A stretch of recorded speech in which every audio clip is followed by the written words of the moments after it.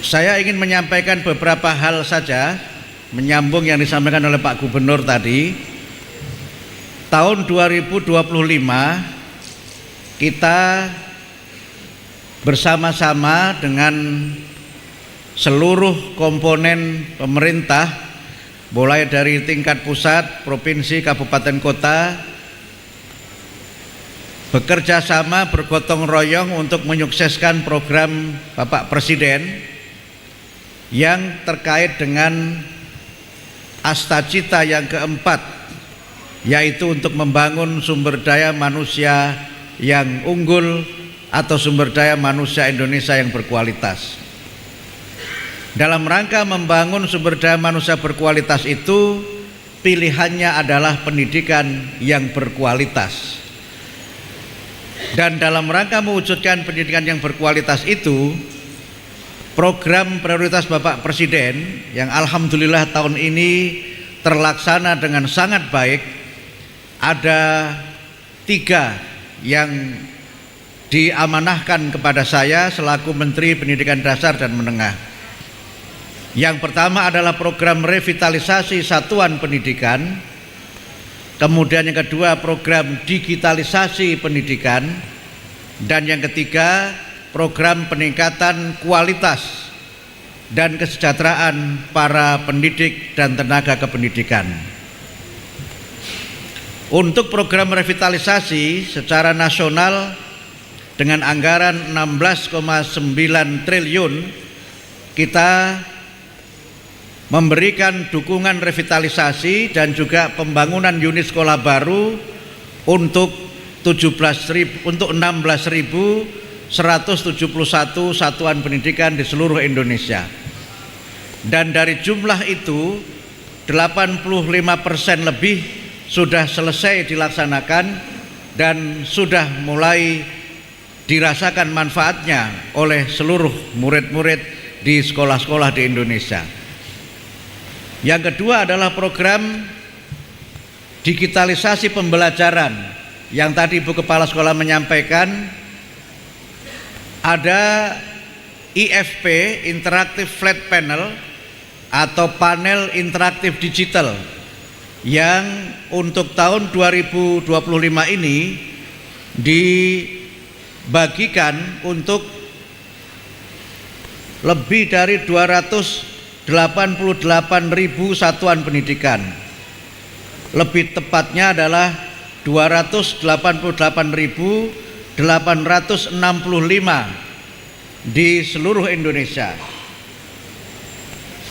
Terkait dengan program tersebut, untuk Sumatera Utara, revitalisasi satuan pendidikan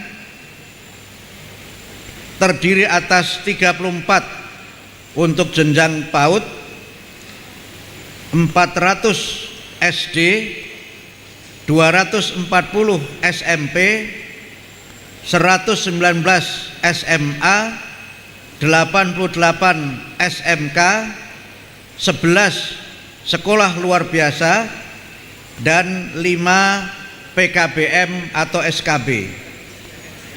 Totalnya adalah 897 satuan pendidikan dengan total anggaran sebanyak 852 miliar 490 juta 307.954. Dari sekolah tersebut yang sudah terrealisasi 48,5% terrealisasi di bawah 95%. Jadi ada 431 yang sekarang ini masih dalam proses pembangunan, dan yang sudah berproses pelaksanaannya 95 sampai 95% dari pekerjaan, ada 117 atau setara dengan 13,4%, dan yang sudah selesai 100% ada 349 satuan pendidikan atau 39%. Kemudian untuk digitalisasi di Sumatera Utara sebanyak 17.073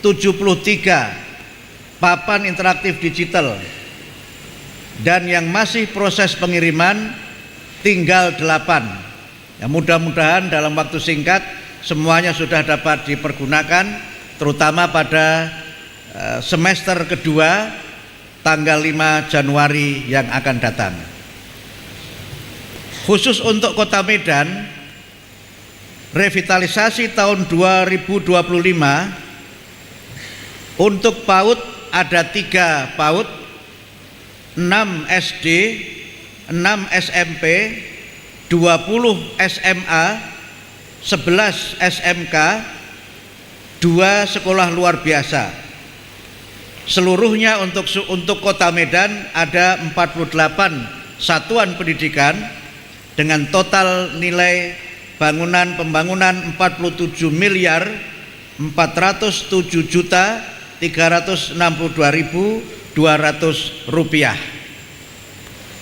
Dari 48 satuan pendidikan tersebut, yang sudah selesai di bawah 95% adalah 24 satuan pendidikan atau 50% dari total keseluruhan.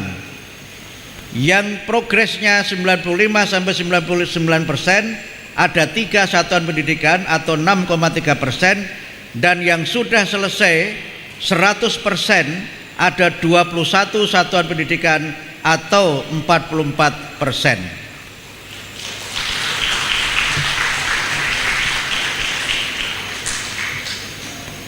Khusus di Kota Medan, PID yang sudah sampai di satuan pendidikan sebanyak 2047, dengan rincian untuk PAUD 359 PID, PKBM 21, SD 912, kemudian SKB maksudnya Sanggar Kegiatan Belajar ada 1 PID, kemudian sekolah luar biasa 12 PID, SMA 221 PID, dan SMK 105 PID, serta SMP 416 PID.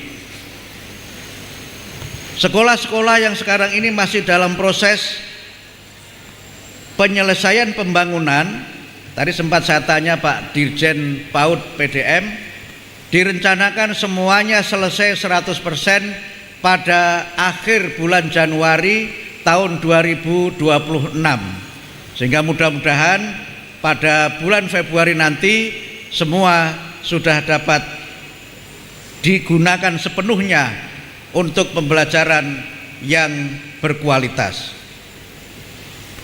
Terkait dengan musibah yang terjadi di Sumatera Utara, dalam data yang kami peroleh, jumlah sekolah yang terdampak ada 1.215 yang siap beroperasi. Untuk KBM pada tanggal 5 Januari nanti ada 1.157 atau 95,23%. Yang belajar menggunakan tenda ada 19 atau 1,6%, dan yang masih proses pembersihan ada 29 atau 2,4%. Insya Allah pada tanggal 5 nanti, besok berarti, sekolah-sekolah tersebut sudah dapat dipergunakan sebagaimana mestinya. Untuk sekolah-sekolah yang masih dalam proses pembersihan dan yang belajar di tenda, kami telah menerbitkan surat edaran yang di dalamnya berisi penjelasan bagaimana pembelajaran dan asesmen untuk sekolah-sekolah yang terdampak bencana banjir dan tanah longsor, dengan kurikulum yang kita rancang secara khusus pula. Kita memberikan fleksibilitas kepada sekolah-sekolah yang memang belum sepenuhnya dapat belajar dengan sarana prasarana yang ideal, tetap menyelenggarakan pembelajaran dengan sistem yang adaptif. Yang penting adalah semangat kita untuk bangkit, semangat kita untuk dapat belajar dan bersemangat meraih masa depan. Bapak Gubernur yang kami hormati, Bapak Ibu sekalian, saya menyampaikan terima kasih kepada Bapak Gubernur, Bapak Wali Kota, Bapak Wakil Wali Kota, dan semua pihak, Bapak Kepala Dinas yang telah mendukung program-program Kementerian Pendidikan Dasar dan Menengah, khususnya program revitalisasi dan digitalisasi yang merupakan program prioritas Bapak Presiden. Kepada anak-anakku sekalian yang hari ini hadir bersama-sama dengan kita, saya sampaikan selamat belajar, tetap semangat mencapai cita-cita yang mulia. Mudah-mudahan ketika kalian sudah bersama-sama libur sekolah, tentu dengan berbagai macam kegiatan-kegiatan yang diselenggarakan, kegiatan yang bermanfaat, kalian semua memiliki semangat baru, memiliki gairah yang tinggi untuk belajar lebih giat lagi mencapai cita-cita yang mulia. Kalian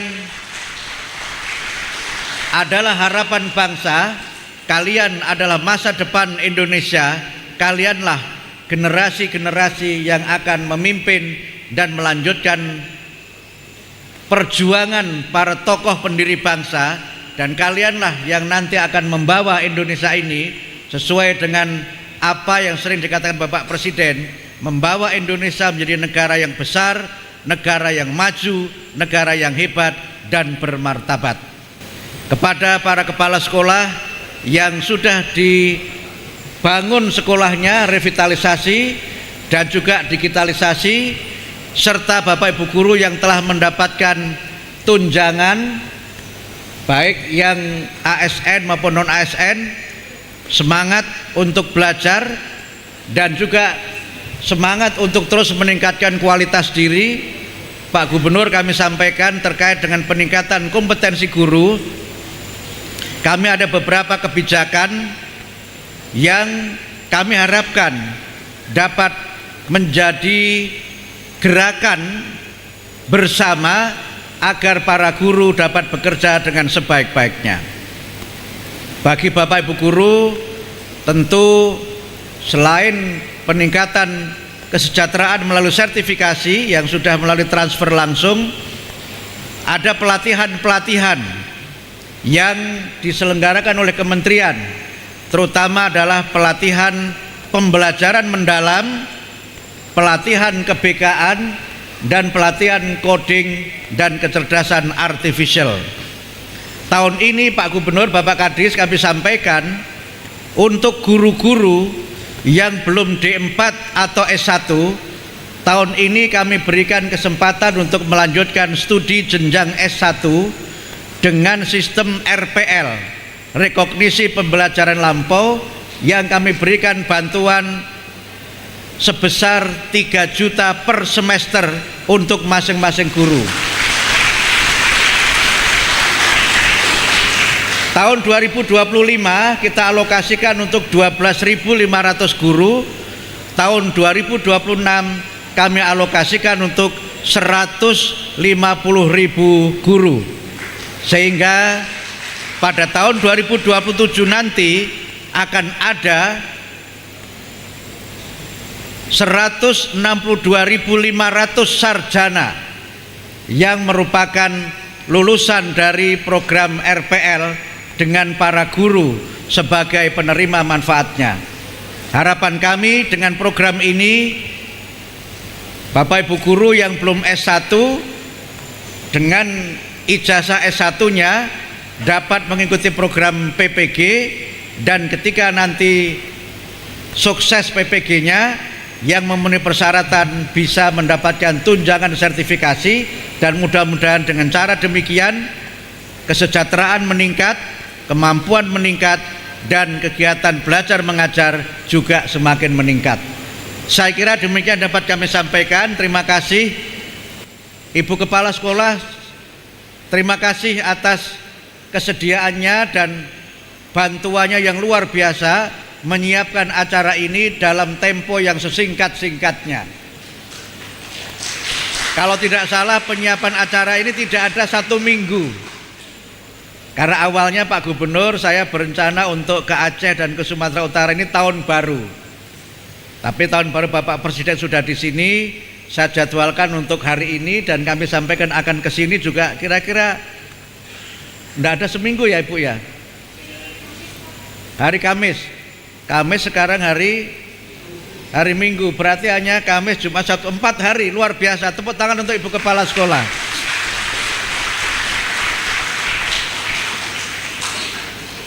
Saya membayangkan menghadirkan Pak Gubernur dalam waktu 4 hari itu repotnya seperti apa. Kalau menghadirkan saya gampang, cukup di WA insya Allah datang. Bahkan tidak perlu di WA pun saya bisa datang sendiri. Tapi terima kasih Pak Gubernur sudah meluangkan waktu di tengah kepadatan acara yang luar biasa.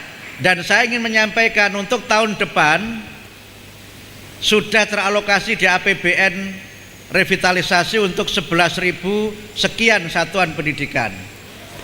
Dan Bapak Presiden pada saat Hari Guru menyampaikan komitmen untuk revitalisasi ditambah 60.000 sehingga tahun 2026 akan ada sekurang-kurangnya 71.000 satuan pendidikan yang mendapatkan revitalisasi.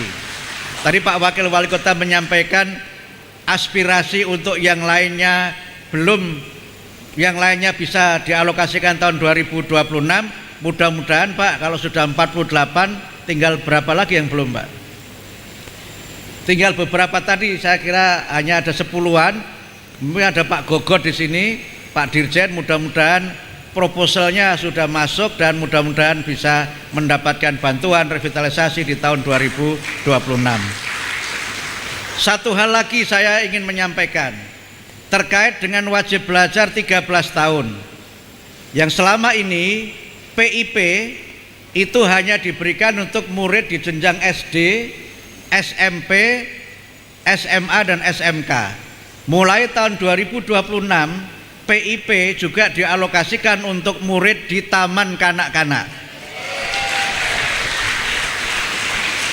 Tahun 2026 ada alokasi untuk 888.000 murid TK yang mendapatkan PIP sebesar 450.000 per tahun. Mudah-mudahan di antara penerima PIP TK ini juga ada yang dari Sumatera Utara dan juga dari Kota Medan. Saya kira demikian dapat kami sampaikan. Terima kasih atas dukungannya. Mudah-mudahan dengan diresmikannya sekolah Bapak Ibu sekalian, anak-anak lebih semangat belajar, apalagi dengan digitalisasi yang kata Bu Kepala Sekolah katanya lebih canggih begitu. Ini bisa untuk apa saja, termasuk untuk karaoke kayaknya juga bisa. Tapi tolong jangan digunakan untuk karaoke. Untuk nyanyi boleh. Mungkin kalau untuk nyanyi boleh, tapi nyanyi yang tetap berkaitan dengan kegiatan pembelajaran. Nah, misalnya untuk praktek speaking itu kan bisa kan dengan nyanyi sebagai salah satu caranya. Oh ya, saya lupa lagi. Ini penting juga kami sampaikan. Tahun 2026 Pak Gubernur, Pak Wakil Wali Kota, kita akan menyelenggarakan TKA, tes kemampuan akademik untuk SD dan SMP. Untuk SD kelas 6 dan untuk SMP kelas 9. Untuk SMP pelaksananya pemerintah provinsi dan untuk SD pelaksananya pemerintah kabupaten kota. Insya Allah dilaksanakan pada bulan April tahun 2026.